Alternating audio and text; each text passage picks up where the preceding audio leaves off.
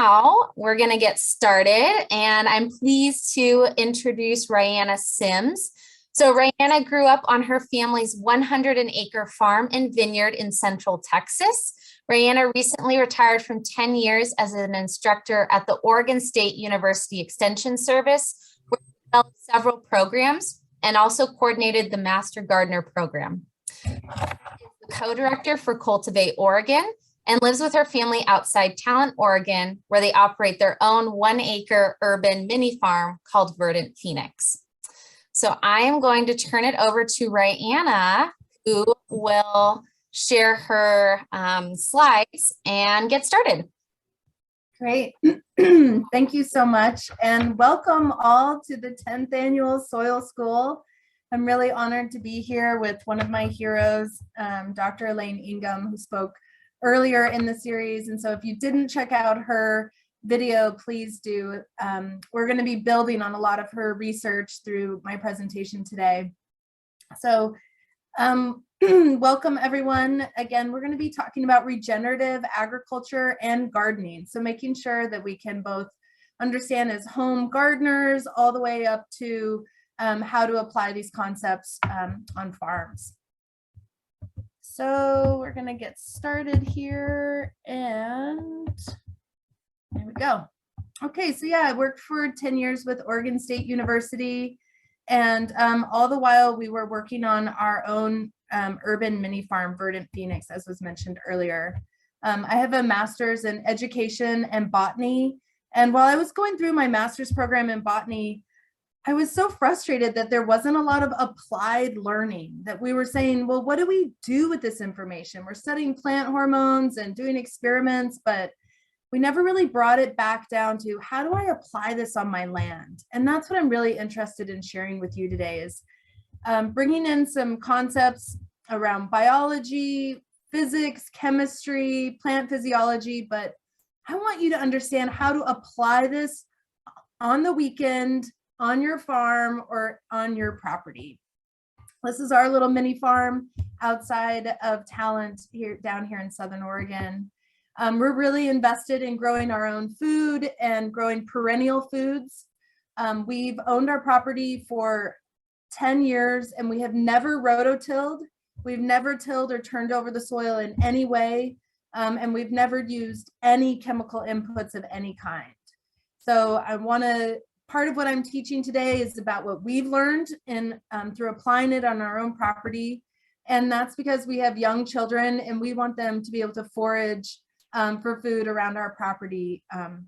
And so these are some of the values that I'm bringing to this conversation and the presentation today. Other benefits. Again, this is a short-term solution to climate change and the climate crisis.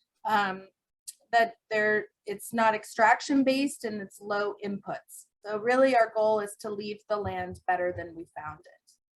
So how are we going to do this?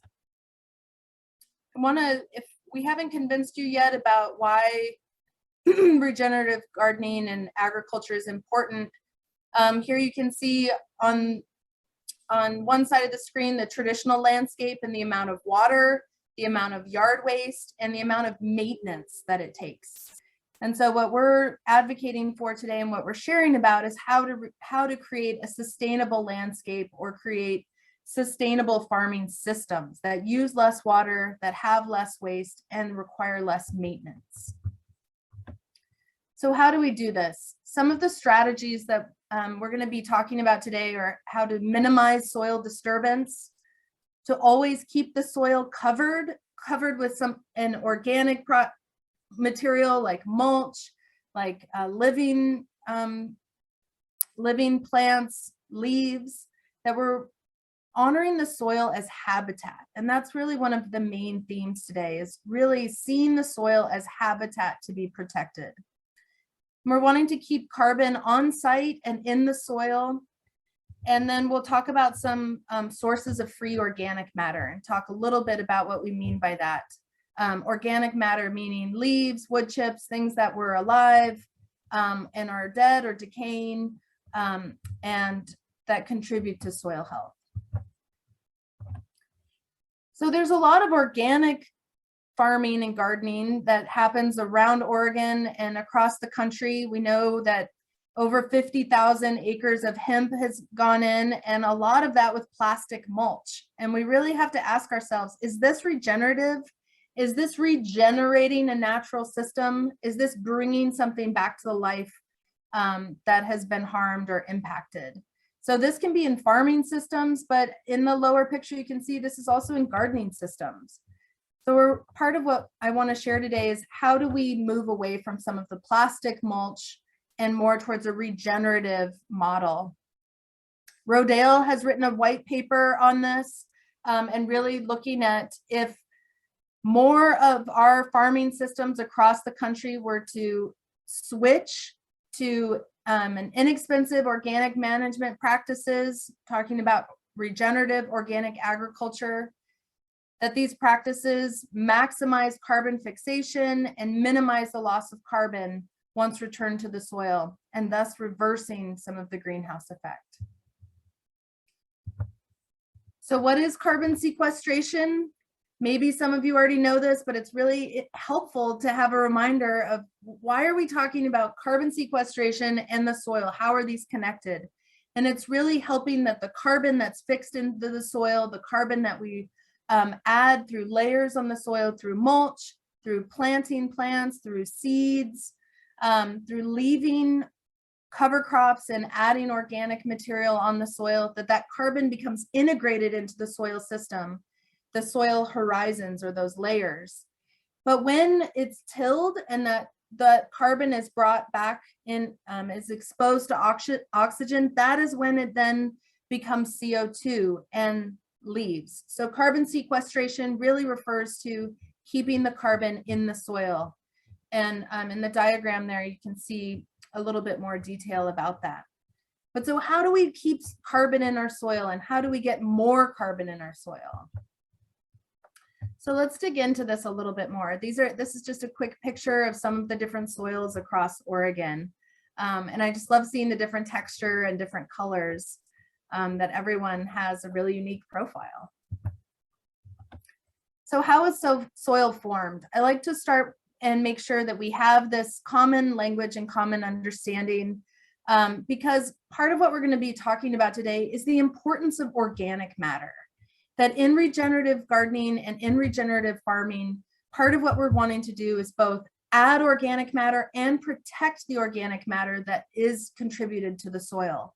So how is soil formed? It's through, you can see the parent material and then organic matter coming in through various ways, and then that humus layer starts to form. So microbes start to break that down and start to create that A horizon, and that as more organic matter is added to the soil, the more the soil improves. So the important piece of this is that soil improves on its own over time. And that this is really a critical piece, because this means that we are still on the couch, we're still inside, we have not even touched our soil or our garden, and it's improving with time. And so a lot of what I want to share today is about just how not to mess it up. That this is great news that these natural systems are taking place and growing soil. So what is soil made out of? What is it composed of? It is both, I think this is important because you can see there that a quarter of soil is actually air or pore space. Another quarter is water or water in solution within the soil. And then the other 45% are mineral components. So that's that bedrock. What is it, that parent material? What is that organic matter started to layer upon and break down. And then another portion is organic matter and organisms. So this is significant because, you know, when you drive on your pasture and you're always driving the same area and you get those ruts, you get a dirt path, you get a dirt road. Well, why is it that plants aren't growing there? Is it because your vehicle is driving over them every time? No, it's actually because of that the literal pore space, the literal water space has been pressed out of the soil. So you have compaction there, and so plants are not able to grow. So this is significant. Again, all we're doing with the soil right now in this talk is we're just trying not to mess it up. So we know it's improving with time. We know that with additions of organic matter and through avoiding compaction, that soil improves over time. So healthy soil is indeed the cornerstone of life. And if we were in person, we would pass around some samples and make sure that you were smelling some beautiful soil, that you could see the difference in color and texture between soil that has been compacted or mistreated and soil that is alive and thriving. And it's amazing because we can actually smell the microorganisms. We can smell the actinomycetes that are in the soil. And that in our very DNA is an understanding about what healthy soil smells like. That tilthy or dank smell. It releases all of these, lowers our blood pressure. It releases all of these great feelings, reduces stress. And it is because we have an inherent relationship with healthy soil for biological diversity, for food production, water benefits, and carbon storage, as we mentioned earlier. So this is just showing that really organic fertilizers are feeding the soil and feeding the plant. They're adding organic matter onto the soil to feed the ecosystem that is beneath the surface and to feed the plant itself. Conventional fertilizers or chemical fertilizers only feed the plant and actually are damaging the soil. The microorganisms are harmed by the salts that are bound with chemical fertilizers. So we're really honing in, and as Dr. Elaine Ingham has taught us over time, that soil is an ecosystem to be protected. I think sometimes we can understand protecting ecosystems like the rainforest or old growth forests here in the Northwest, where we can see them and they're charismatic and they're big and beautiful. But then when we think about the ecosystem to be protected that's under our feet, where there's creepy crawlers and insects, and isn't that charismatic megafauna to be able to kind of rally behind, like save the springtails, they're important too, or, it's not the same. So Dr. Elaine Ingham really taught us about the soil food web and about the importance of these interwoven relationships, where each of these organisms in the soil are eating other creatures, are eating decaying organic matter, and are actually pooping nitrogen. And then the other creatures are eating and pooping nitrogen. And so Dr. Ingham really started an incredible movement around understanding the environment that is literally just beneath our feet. And this research is still being done. They're still naming beetles. They're still naming arthropods. They're still learning about what creatures are even there. So this is an emerging science. We're at the forefront of it. So when we think about habitat, which images do you see habitat? If you were an arthropod or a soil dwelling creature, could you live in a pulverized field that has been plowed again and again? Where is there to hide or to complete your life cycle if you're a beneficial insect? And the same goes for gardening, that we oftentimes, especially in commercial landscapes, we have plants really spaced far apart. There isn't a lot of diversity. You can see in the lower slide there where there isn't a lot of habitat for the soil organisms. So what we're trying to do through regenerating these natural systems is to have as much diversity above ground and below ground. Those are part of our goals.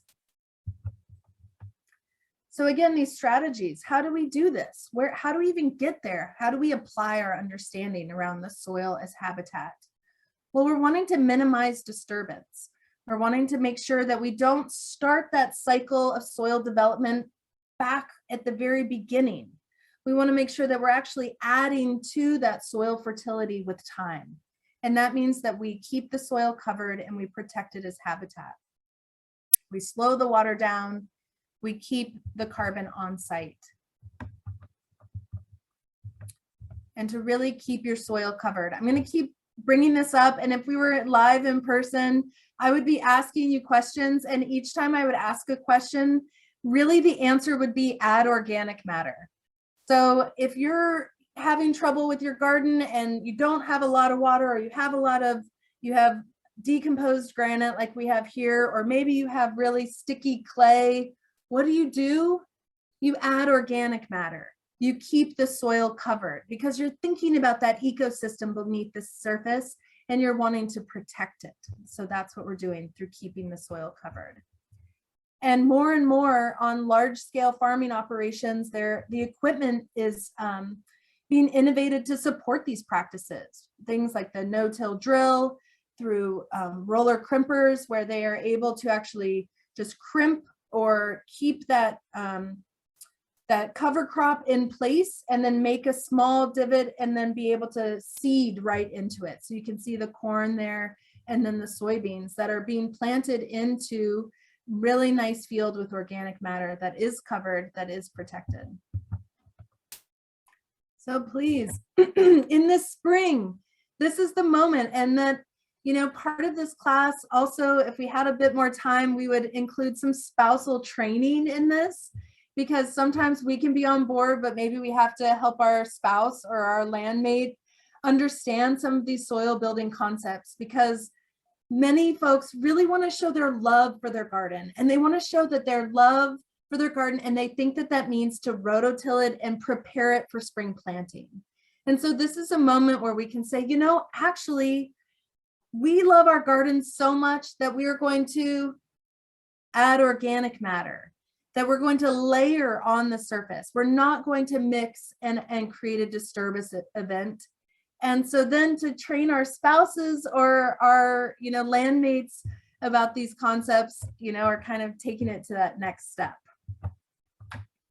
Because we understand what rototilling does in the garden, and plowing in the field, it creates a plow pan. You can see intensive tillage there. You can see the yellow kind of lines that are roots that are trying to penetrate between those layers, those horizons in the soil. And what happens in that plow pan is that it kind of closes down those pores and creates a layer of compaction, because the rototiller or the plow can only go so deep. And so then it hits that same area again and again. So just like why the plants wouldn't grow in that dirt road in the field, is the same way that roots will not penetrate, have a hard time, or will not penetrate that plow pan in the field. So you can see the importance of the network of biopores. So that's a way to talk about that, the pore space for air, the space for water, and that roots use those channels that were grown by other roots and by soil living insects. So we want to protect that space, because we know that healthy soil has 1/4 air and 1/4 water. And so to protect that, we want to make sure we're not creating that plow pan. So for the people in your life or yourself who want to show your love for your garden this season, this is the moment to say, you know, honey, let's not take out the rototiller. Instead, will you buy me some mulch? And let's show our love that way. So in case some of you were like, I'm not sure I really understand what she's saying, I'm going to need a bar graph. This is for you. So this is part of where the Soil and Water Conservation District was born from, is from the Dust Bowl. And that happened in this country.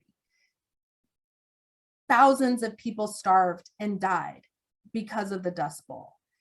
Industrial agriculture came into being, and the fields were plowed and plowed and plowed. And so what happened is that the topsoil began to drift away in mile-large clouds, thick with soil. And so what that meant is that each county in the country created soil and water conservation districts, because they said, gosh, it turns out soil is really important and we need people who can help us understand that. And so I just really want to honor the soil and water conservation districts who are represented here today, and their staff who help across the country to make sure that we do not repeat these errors. Because as you can see in this bar graph, that the percentage of organic matter decreases the more you plow. So in the no-till systems, you have the highest amount of organic matter. And that's because organic matter is helping to sustain the ecosystem that hold the soils together. So, you know, back in the day, I think there was this whole misunderstanding about like the dirt clod. You know, I grew up in Central Texas, and like dirt clods, you gotta bust up the dirt clods to plant your seeds. But what we actually understand now is that those are soil aggregates, and that's a whole universe of critters, of things eating and pooping and eating and pooping, and that they're held together by these fungal hyphae, by mycorrhizal tiny roots of hyphae. And so also these bacterial glues create this living net that holds the soil in place.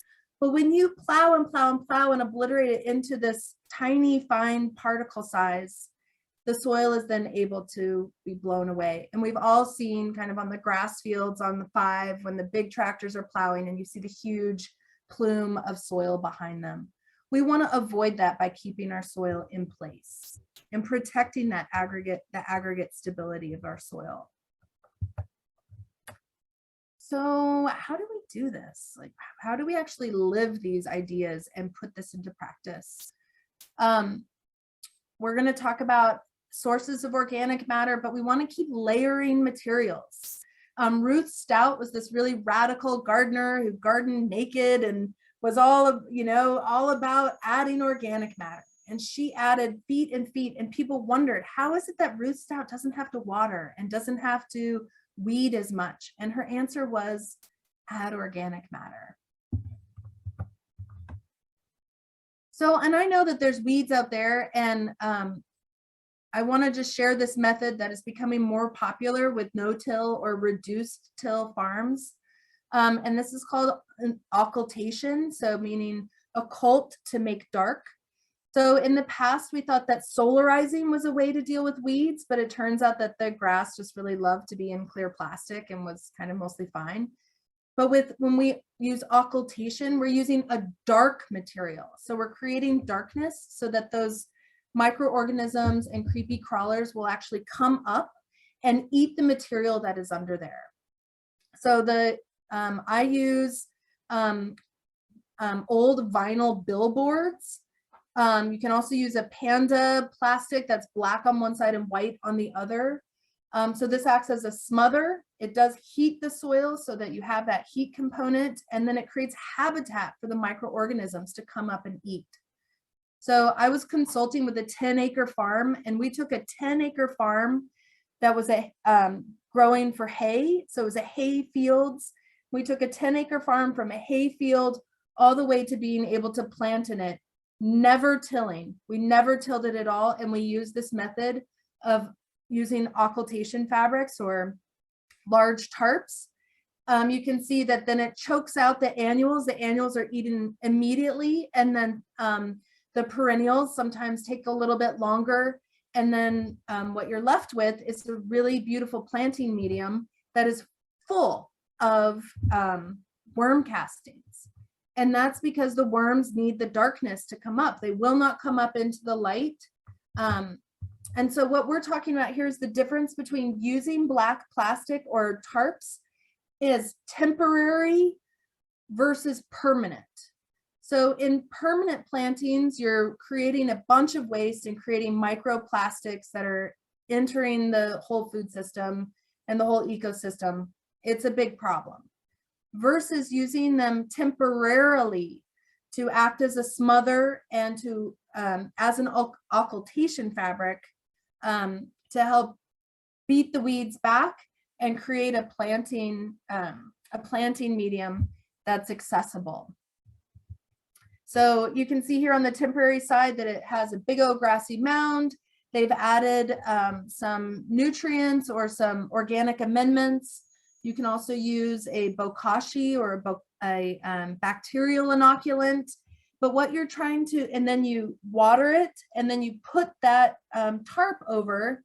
And we know this to be true when we put other things on the soil or on the grass, and it, the whole area is kind of dead by the time we leave it, or all of the plants have died or been eaten. So we're wanting to replicate that smothering technique, but not have the permanent plastic mulch. So again, I'm speaking from experience that this is how we've managed our farm, 10 years organic and 10 years of no-till.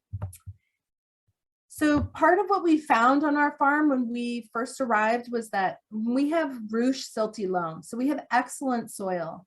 But what we found is that weed barrier and plastic had been left on the soil. And you can see there the color, that gray color that my soil had turned. And then all the material that was on top as we started to pull all of that out. Well, that was because the organic matter was not able to touch the other horizons of the soil.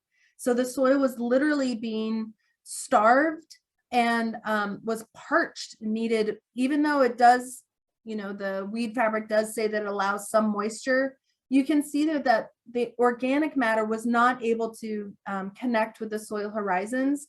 The microbes were not able to eat it, and so they were dormant or they left. And you can kind of see intuitively that the soil is sick and is not healthy. So here's a big grassy area where we wanted to put some of our gardens, and we had some cardboard. We began to layer organic matter. We created a smother with the cardboard and began to layer organic matter there. We layered more organic matter. We had a lot of different helpers who helped us out. You can, you know, put everybody to work. The garden's everyone's work. And now we have a thriving little vegetable garden that we made specifically so that our children could participate in it.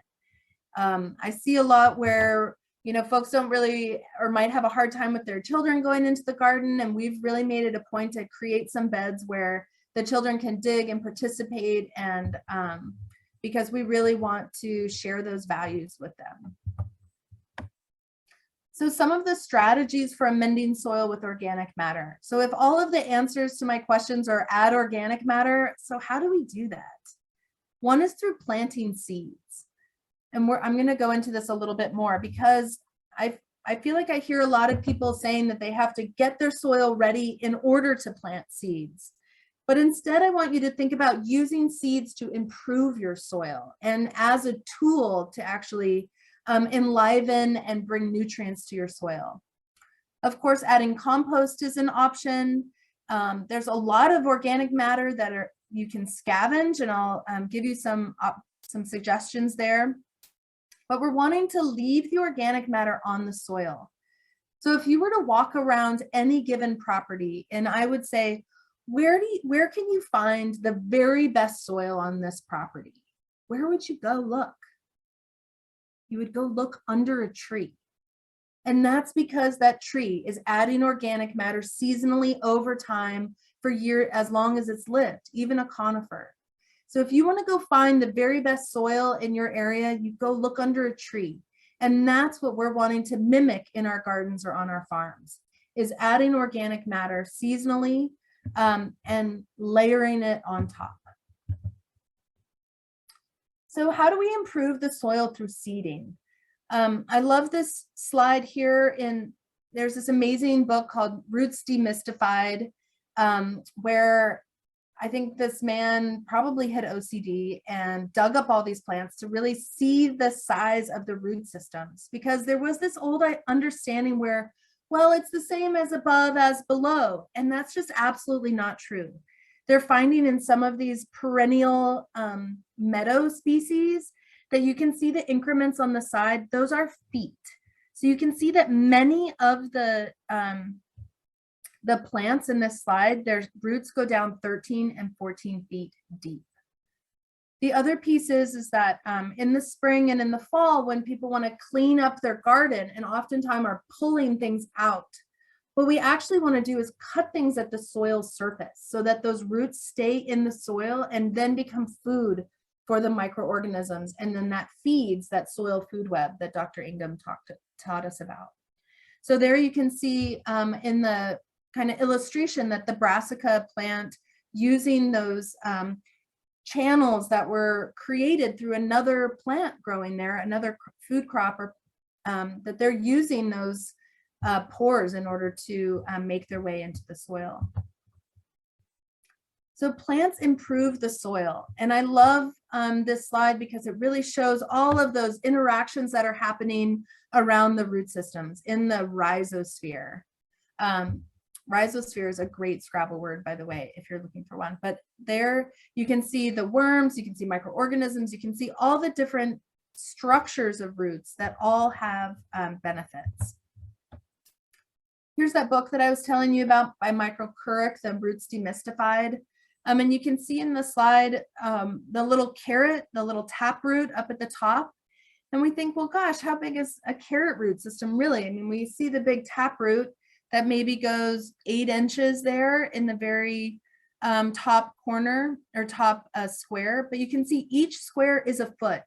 And so all those tiny rootlets of the carrot actually go down 6 and 7 feet deep and are 1, 2, 3, 4, 5 feet wide. And so this is something to consider, all of the growers out there who think that putting your plants in a pot is better than putting them in the soil. And what we're learning is that actually the root systems are so much more vast that they actually need a lot more space, and that putting your plant, improving the soil and regenerating your soil actually gives them more space, and your plants will have more health over time. So I'm going to sneak in a little plant physiology to really bring this home about why roots and how roots improve the soil.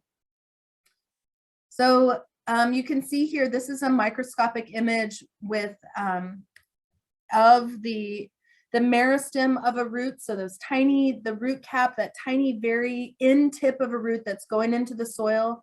And what's happening is that as that root grows, it's actually sloughing cells. It's actually sloughing cells on the outside, and that's part of how it's growing. Well, guess who eats all the sloughed cells of the root? It's the microorganisms. So the root is growing and the microorganisms are eating as those cells are sloughing off. And then those microorganisms are eating that and they're pooping nitrogen. So then those roots are taking up nitrogen and then it's sloughing more and it's feeding. And so you can see here that root cap where that mucilage, so it's feeding the microorganisms are feeding around it. And this is an amazing mutually beneficial relationship happening here. Part of what is so incredible about it is that as those roots are growing, that they're actually exuding, they're releasing sugars into the soil. And guess who loves to eat those sugars? The microorganisms in the rhizosphere, in the area around the roots. And so I've read that an oak tree can release over a quarter of the sugars that are generated through photosynthesis, that they release a quarter of those sugars out through its roots in order to feed the microorganisms there. And under the microscope, you can see them. Here's this blown up image of literally sugars leaking out of the roots. And so part of what we're wanting to do with regenerative agriculture and regenerative gardening is we're wanting to have roots in the soil.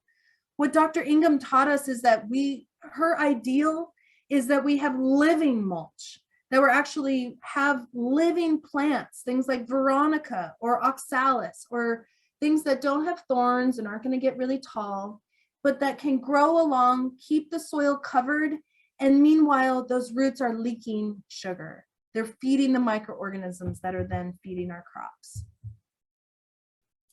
So how else do we get organic matter in? We're planting seeds, we're adding organic matter, and that another way to talk about that is to mulch.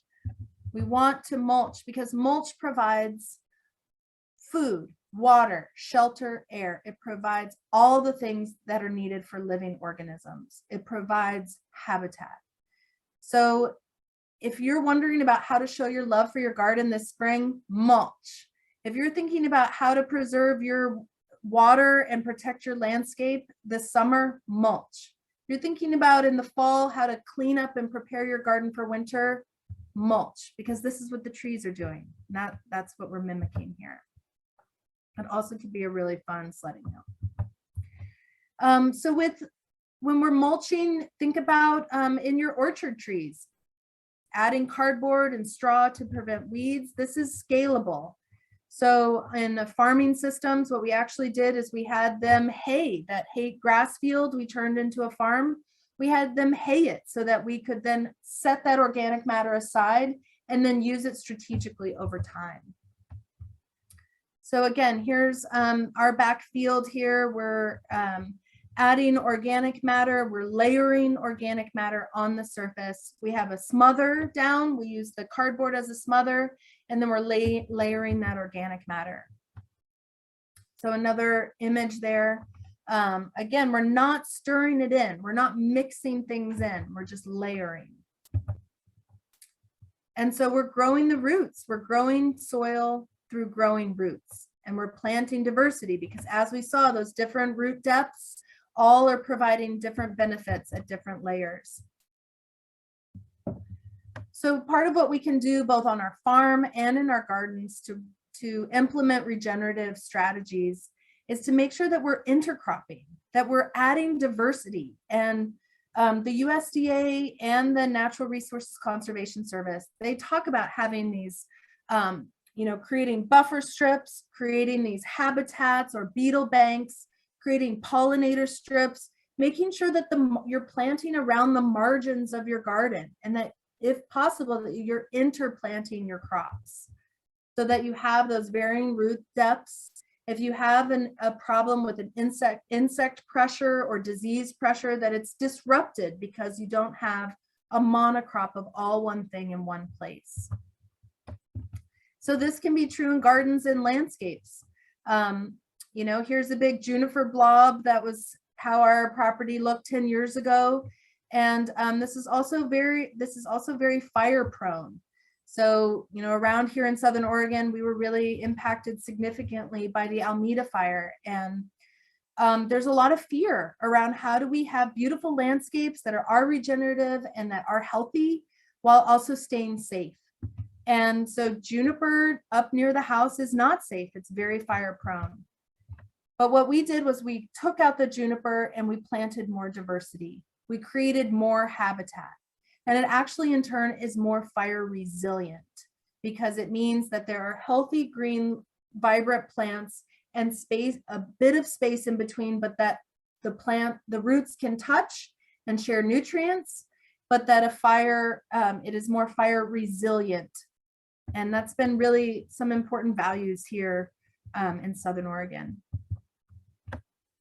This can also impact how you implement your own integrated pest management plan. So again, we're wanting to add organic matter because that sustains the health of the plant and of soil. Again, thinking about the tight spacing and reducing the weeds, but prioritizing the weeds that are helpful. Thinking about the weeds that aren't causing a problem, that aren't doing damage, and letting them stay. Because now we understand that they are also leaking sugars for the microorganisms that are then feeding nutrients to your plant. So be selective when you're mowing. Don't just mow everything down at the same height. You might think about, wow, actually some of those are really helpful. And maybe that oxalis doesn't actually cause a problem. It just goes around and it only grows an inch tall, and maybe it actually is really helpful. And so because we're wanting to create diversity above and diversity below, it grows soil, it adds organic matter, and it also then improves our integrated pest management strategies. So some of the sources of organic matter that you might be able to find yourself, rotting hay and alfalfa. So hay has seeds, straw does not. One of my favorite sources is rice straw that's available around here because it doesn't have a lot of seed. If you're trying to battle some invasive plants, you might think about purchasing hay that has seed, especially something like a cover crop that's been baled. So a couple of years ago, I was really obsessed with these bales of cover crop that had a triticale and Australian pea that was baled. And so we were putting that on hillsides to help mitigate weeds. And then it's like seeding a cover crop at the same time. So you want to kind of keep an eye out when folks are cutting their cover crops or baling them, watching the nickel or Craigslist, especially for folks up north, that when it rains after that first cutting, then boy, you can get some really inexpensive organic matter. Thinking about moldy grain or spent grain from breweries, they're often excited to get rid of that, and it's very valuable for as organic matter. Used coffee grounds or spent coffee chaff are both very valuable. And then this is the time of year for grass clippings. And this in particular is a great time of year to utilize your grass clippings, because a lot of those weeds have not gone to seed yet or are maybe starting to flower. So you can harvest those grass clippings as a great source of organic matter that is also full of nitrogen. If my very favorite are arborist wood chips. So we know a lot of arborists by name, and we try to flag them down whenever possible. But that has nice particle size and adds a lot of great habitat and protection for your soil. So we're kind of winding down, so we'll have some time for questions. But again, the regenerative principles, both for gardeners and for farmers, really hinge upon minimizing soil disturbance. That if we understand fully that the best soil that can be found is under a tree, and that if we know that soil improves over time when it's left alone in a natural system, that actually is great news, because it means that we don't have to do a lot in order to improve our soil. We just want to keep it covered. We want to protect it as habitat. And where we want to improve the soil, plant seeds. So in my stressed front yard where I pulled up all that plastic, we just scatter seeded. We scatter seeded radishes and flowers and all kinds of things to get those roots down into the soil. And fundamentally, we want to leave soil better than we found it. That's really what we're trying to do through regenerative strategies. I want to just share a moment through my work with Cultivate Oregon, that our mission is to empower healthy food and farming. And so we have a program called Seeds to the People, where we mail seeds to folks who are in need. So if you yourself can't afford seeds but want a garden, we've received some grant funding to be able to mail seeds across Oregon. So if you yourself are in need, or you know someone, you can go to cultivateoregon.org, or there's the website down below. But we really believe that people should have access to seeds to grow their own food. So please take me up on that if that's of interest or a need for you. So I just want to thank you all for your patience with the rocky start, and for sticking with us today. And we're just really grateful to be here, and just really thankful for the soil and water conservation districts across the state and your great service to helping us to know the healthy way to grow living soils, and how to protect that. And so I really appreciate being part of Soil School. And if you're interested in more information, please look us up on verdantphoenix.com. My email's there on the screen. We have tours and classes here on our farm, and workshops now that things are opening up again. And we also sell organic plant starts. So if you're ever down here in Southern Oregon, please come by and visit. We'd love to see you. But I just really appreciate being included in this important conference, and hope you'll all check out the other classes if you haven't already. So thank you so much. Awesome. Thank you so much, Rhianna. Before we get to the Q&A, I just want to say, if any folks need to leave right now, Scott is going to put the link to our feedback survey one more time. Please fill that out. It's really helpful when we plan future soil schools. So we have some questions. All right, I'm going to start here. So are there any concerns about toxins in cardboard from previous use?